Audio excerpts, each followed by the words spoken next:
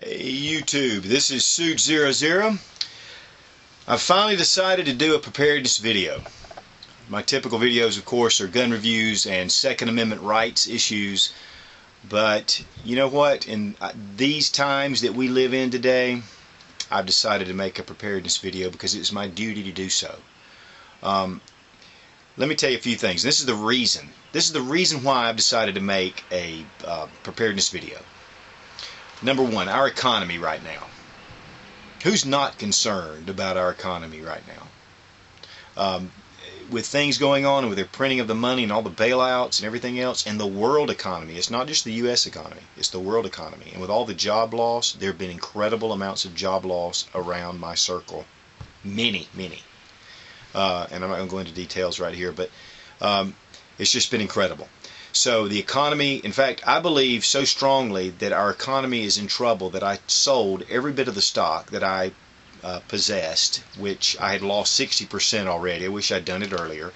And I invested into precious metals, which I can grab and feel, and that's what I've done. We will do a segment on that, by the way. Also, we have Mexico right now, which is very unstable, and there's a lot of political overtones being used because of that situation, but who knows what could happen. Even if we get just militarily involved down there, that's going to be the biggest mess you've ever seen. And all the Mexican people, nationals that we have living all around us. I know here in Western North Carolina we have a large number, and all over the country, to be honest. But here we have this situation going on, and then of course in Pakistan, which is not as close, but Pakistan has over 100 nuclear warheads. And if a extremist Islamic state takes control of that country, that makes Iran, Iraq, and Afghanistan, and Palestine, and whoever else together look like a minor issue. So I'm telling you folks, that's something to really watch out for. And then of course we have natural disasters that can happen all around us.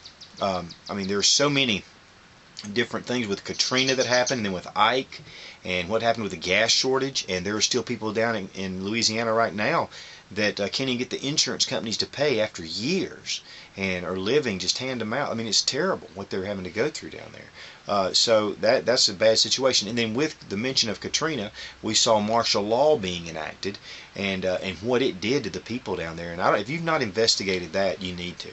That's unbelievable and unacceptable.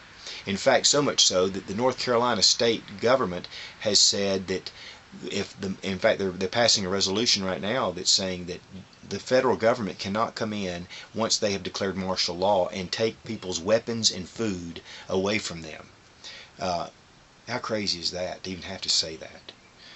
But of course, we've got that kind of situation, and then just the basic terrorist situation that could happen. I mean, a problem with terrorism, an event that could disrupt our country. That, of course, we all know about. One of the things right now, though, is this new thing with the fusion groups around the nation that are calling right-wing extremist terrorist.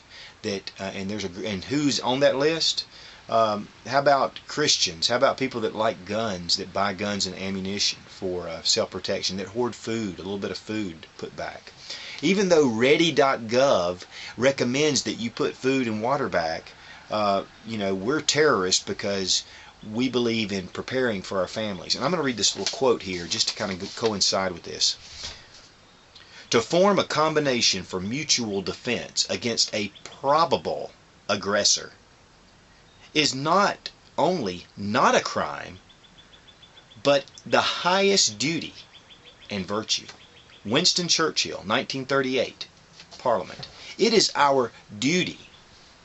It is not a crime to prepare against a probable aggressor. Don't let that bullcrap into your head, because it's not. And those who believe in the Constitution, those who believe in the Bill of Rights, that speak out against things, those are being labeled. I'm a little hot on that issue right now because it's just really been coming down. So we see that's of course natural disasters and those kind of things, and then just a loss of basic power or basic water and things like that could disrupt. So guys, you need to be prepared. I have 3 children, 5, 10, and 13. And I have a wife that's a nurse, and I would give my life for my children. I wouldn't even have to think about it. I would give my life for my children and to protect them. So why would I not just do some things to prepare for my children in case something really happens? Why would I not do that? So, it's not doom and gloom. It's not the end of the world. But what it is, and possibly, but what it really is getting yourself prepared. The thing is, in a crisis situation, it's the initial impact of the crisis that you've got to survive through. And if you can get through that initial impact, then your chances of survival are much greater later on down the road. I would say, honestly, a 3-month minimum preparation for 3 months for you to live with in a self-sufficient kind of way. So that's what I'm doing. That's why I'm putting this together. I'm doing it to help those. I'm doing it to. I'm not promoting violence. I'm not promoting any kind of uprising for certain. In fact, maybe when I was 20 years old, I might have thought that somewhat romantic. But you know what? I have a family, and I need to protect them. And I don't care who you are. I want to protect my family. And it's a purely defensive type situation. I'm not a part of any kind of militia. I am definitely not any part of a any kind of racial group. I think God created all men equal. And so, we have a right for self-defense, and the government is supposed to protect our rights. Not that they didn't give us those rights. God gave us those rights. They are to protect our rights, and one of our rights is to live. And I will do everything I can to live the way that and to protect my family and protect those around me. And that's another thing. You need to be prepared to help those around you. There are going to be those in your circle that are going to need help. We're going to talk about different things of food, water, of course, the basics. Those are the key issues. Then we're going to talk about some shelter issues. We're going to talk about protecting your assets, literally protecting your assets, and what that means and what you can do.